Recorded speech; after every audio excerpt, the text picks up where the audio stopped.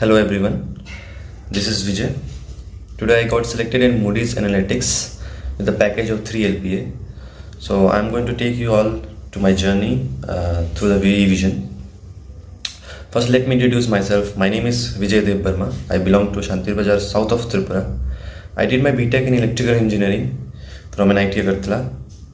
And yes, I was looking for a job for the last few years. And through one of my friends, I joined Evision. And then after joining Evision, they taught us about basics of networking, CCNA, cybersecurity, Linux, ITIL, and troubleshooting issues, which really helped me in the interview process. And after 2-3 rounds of interview, today I'm selected for Moody's Analytics as a desktop support engineer with a package of 3 LPA.